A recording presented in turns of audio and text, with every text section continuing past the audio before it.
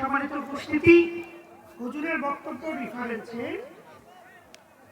আমার শ্রদ্ধা ভজন মামা আবুল কাশেম, উত্তরবঙ্গের উনি একজন অফিসার, উনি 5 শতক জায়গা এই মাদ্রাসার নামে বিধান করেছেন। লিল্লাহি তাকবীর, লিল্লাহি তাকবীর। আবুল কাশেম মামা। রব্বুল আলামিন, আল্লাহ তোমার কোরআনের কথা শুনে তোমার এক পাগল পরা বান্দা আল্লাহ জীবনে তোমার দেখে নাই, তোমার নবীকেও দেখে নাই আল্লাহ। না দেখে তোমার কোরআনের কথা শুনে আল্লাহ তোমার রাসূলুল্লাহর ঘর যেখানে কোরআন জিন্দা হয়, যেখানে 24টি ঘন্টায় আল্লাহ কোরআন তেলাওয়াত হবে আল্লাহ, এমন হাফেজি মাদ্রাসায় 5 শতক জমি দান করলেন আল্লাহ। তুমি তোমার বান্দার এই দানকে কবুল করে নাও আল্লাহর ওসিলা করে, বিনা হিসাবে আল্লাহ তুমি তারে maaf করে দাও আল্লাহ। তার পূর্বপুরুষ যারা চলে গেছে আল্লাহ তুমি সকলকে maaf করে দাও। আলহামদুলিল্লাহি নাহমাদুহু ওয়া নাস্তাঈনুহু ونستغفره ونعوذ بالله من شرور أنفسنا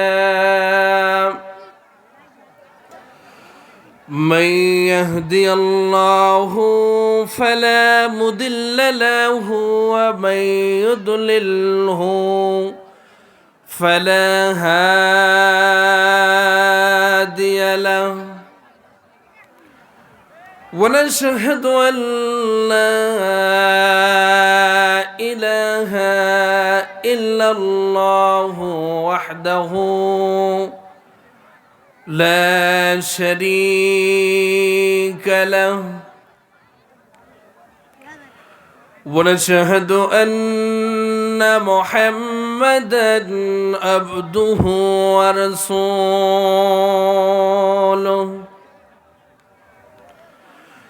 الذي أرسله بالحق بشيرا ونذيرا وداعيا إلى الله بإذنه وسراجا وقمرا منيرا। সকলে জবান ছেড়ে পুরুষিত কণ্ঠে আমার সঙ্গে পড়ুন, আউযু বিল্লাহি মিনাশ শাইতানির রাজিম। বিসমিল্লাহির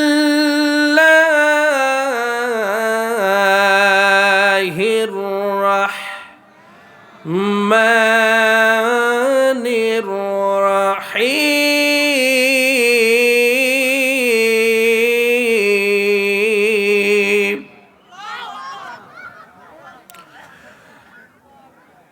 আমিনু বিল্লাহি ওয়া রাসূলিহি ওয়া আনফিকু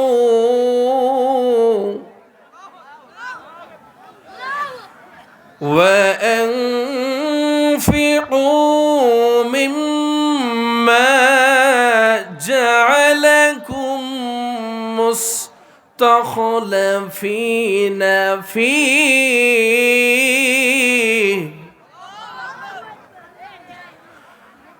فالذين آمنوا منكم وأنفقوا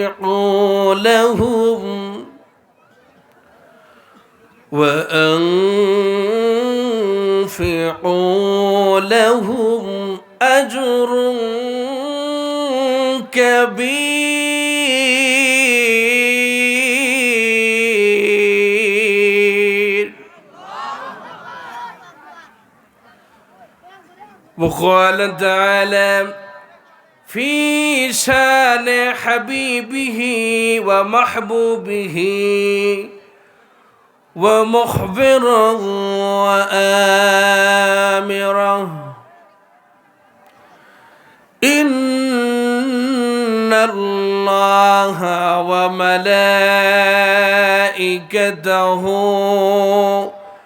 يصلون على النبي يا أيها الذين آمنوا صلوا عليه وسلموا تسليما اللهم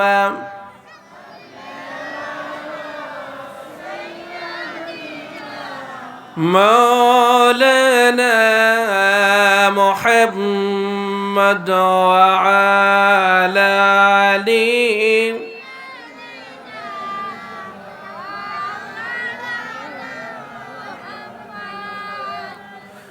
نهيد جهنم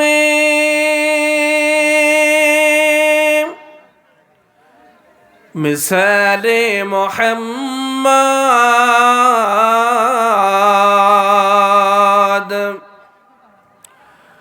जमाल खुदा है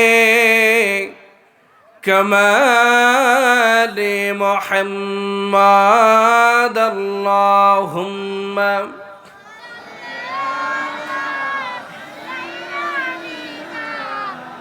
मौलाना मोहम्मद वअला आली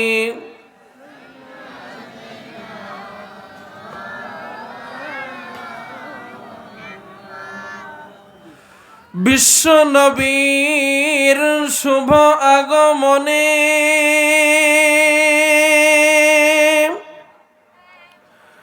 জগৎ হইল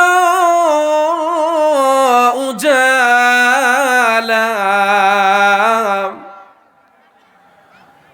সেই নবীজির আদর্শ দিয়া ঘুষাও দেশের সব জ্বালা আল্লাহুম্মা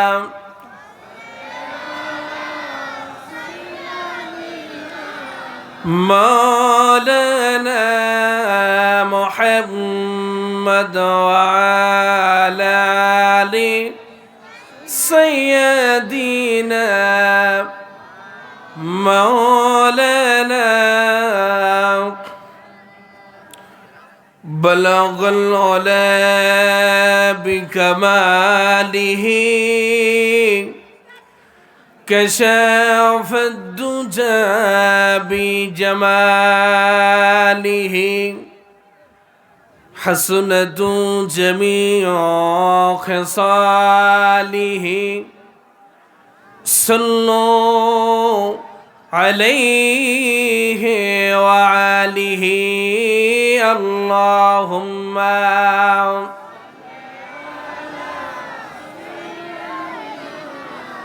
مولانا محمد وعلى آله سيدنا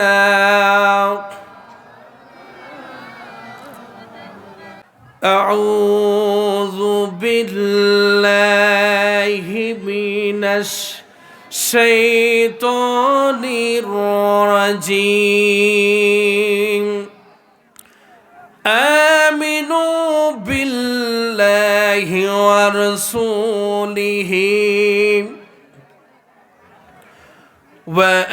وأنفقوا مما جعلكم مستخلفين فيه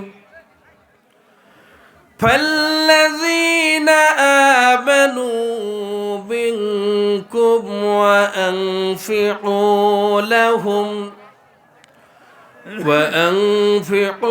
لهم أجر كبير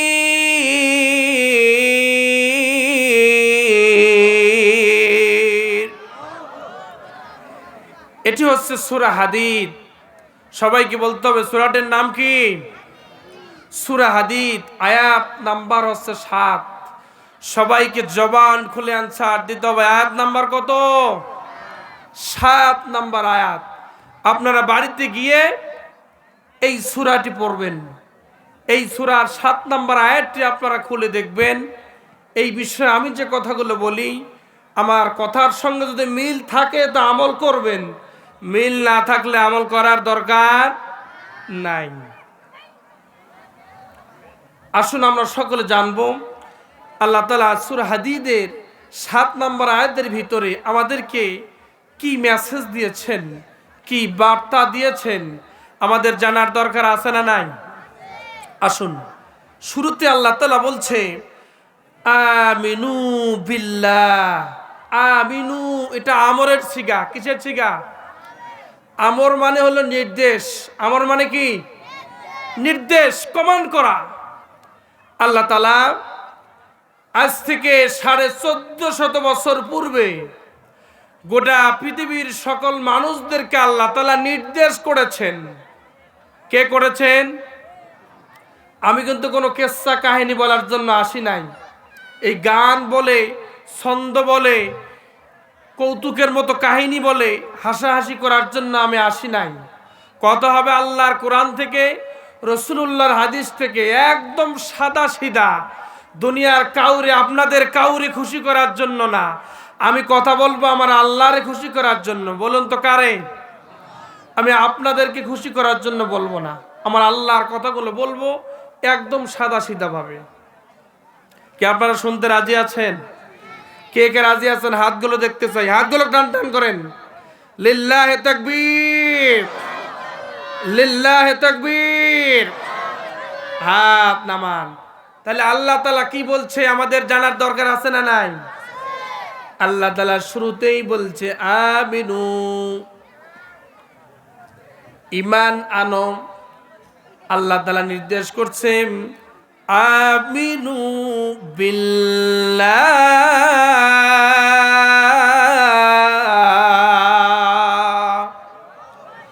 পৃথিবীর মানুষ, 1 নাম্বার শর্ত হলো তোমাদের কি ঈমান আনতে হবে। বলুন তো কি আনতে হবে?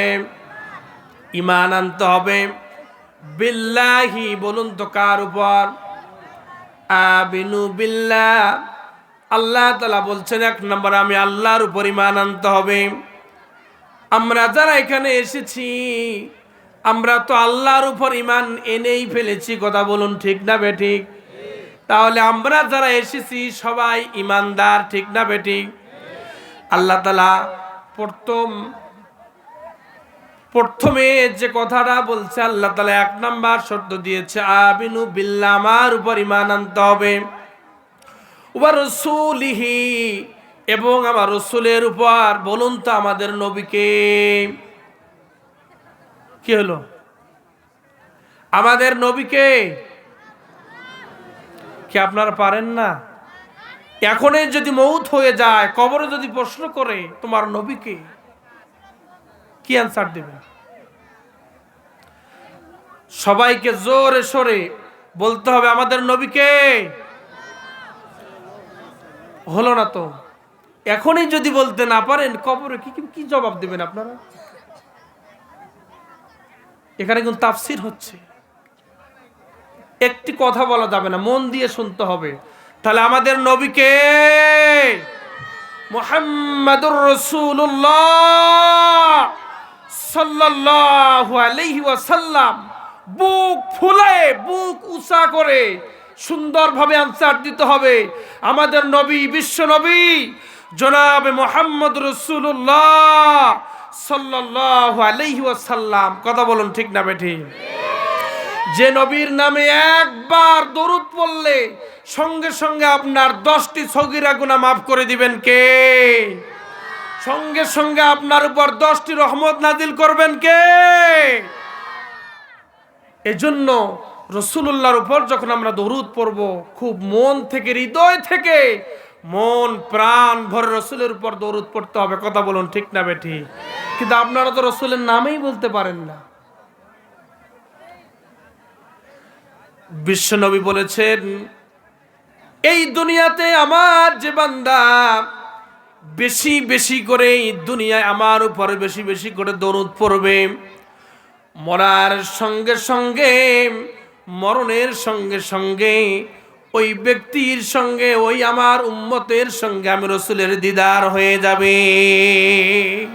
তথাই দুনিয়ায় যে বেশি বেশি করে রসুল্লাহর উপর দরুদ পড়বে, মরার সঙ্গে সঙ্গে বিশ্ব নবী তার সুপারিশ করে আল্লাহর জান্নাতে পাঠিয়ে দেবে।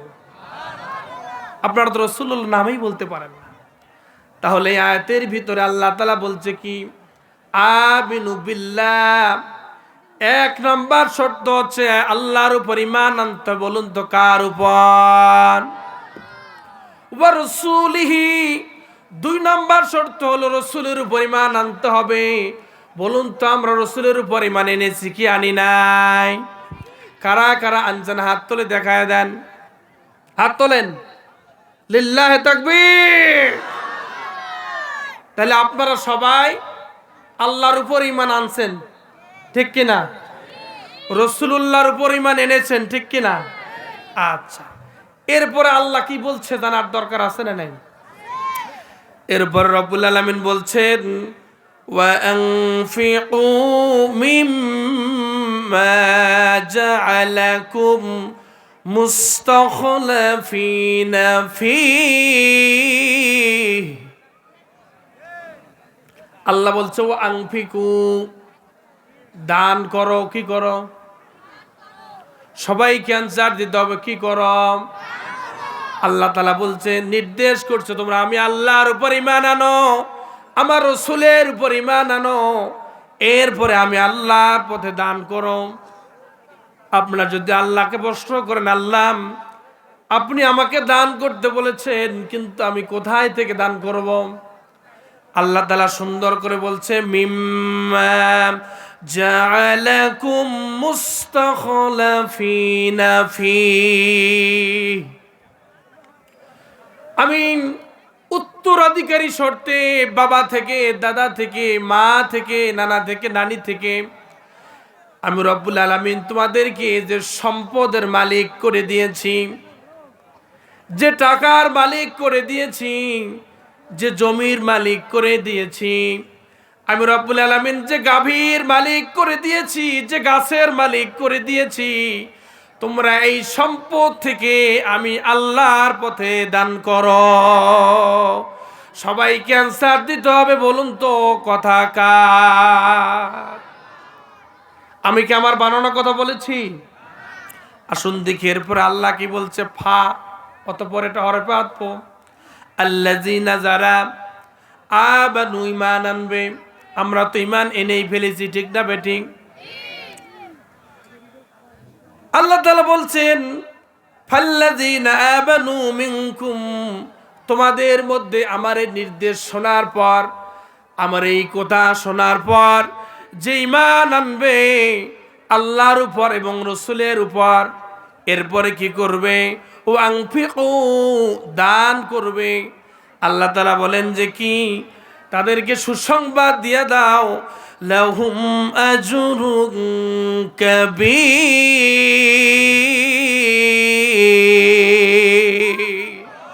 আমি রব্বুল আলামিন সেই সকল বান্দাদের জন্য যারা আমার এই কথা শোনার সঙ্গে সঙ্গে যারা আমি আল্লাহর উপর ঈমান আনবে, আমার রাসূলের উপর ঈমান আনবে এবং আমার পথে দান করবে, আল্লাহ তাআলা বলেন সেই সকল বান্দাদেরকে সুসংবাদ দিয়ে দাও, লাহুম আজরুন কাবীর।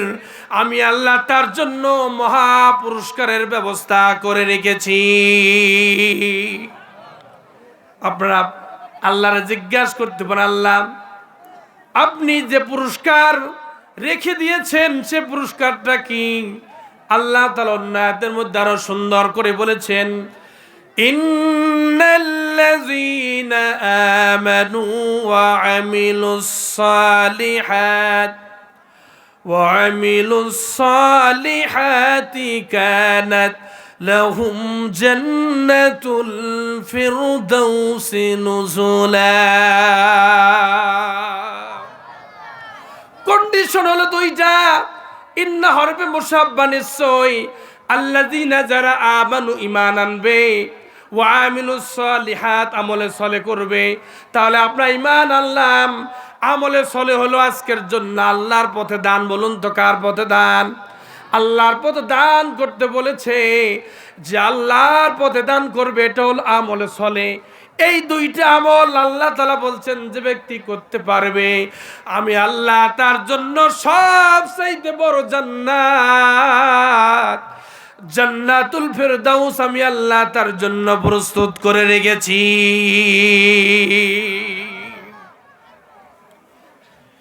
যে জান্নাতের একটা গোটা দুনিয়া যদি 10,000 বার বিক্রি করা যায়, জান্নাতের একটা শিক কেনা যাবে? হ্যাঁ মুসলমান, কথা বলেন। গোটা দুনিয়া 10,000 বার বিক্রি করলেও কিন্তু এই জান্নাতের শিক একটি পাওয়া ক্রয় করা যাবে না। কথা বলুন ঠিক না বেটি? যে ব্যক্তি আল্লাহর এই কথা শুনবে, ঈমান আনবে আর আল্লাহর পথে দান করবে, এই দুনিয়ার মতো 70,000 বড় দুনিয়ার মতো জান্নাত আমার আল্লাহ তারে দান করবে। শুধু তাই নয়, আরো আসেন, আমার আল্লাহ সূরা হাদীদের 11 নম্বর আয়াতের ভিতরে আরো সুন্দর করে আল্লাহ তাআলা পৃথিবীবাসীকে জানিয়ে দিয়েছেন, মান যাল্লাযী ইউকরিদুল্লাহ করদান হাসানা قرضا حسنا فيضاعفه له وله أجر كريم।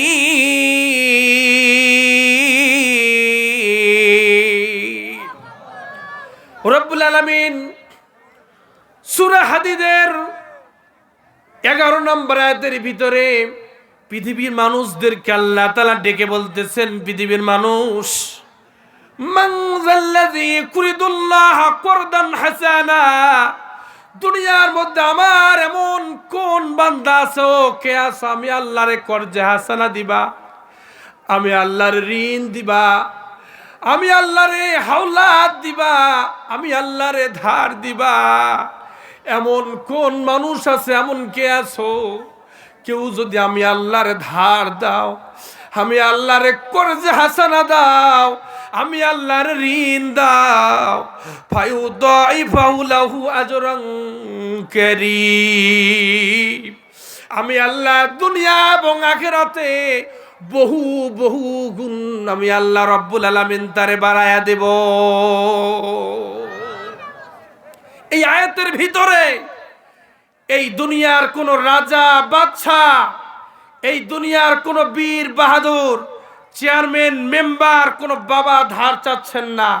একজন ধার চাচ্ছেন, সবাইকে জবান খুলে আনসার দিতে হবে, তিনি কে? আল্লাহর নাম বলবে, মুসলমানের জবান খুলে নাই, জবান তো বন্ধ হয়ে যাবে।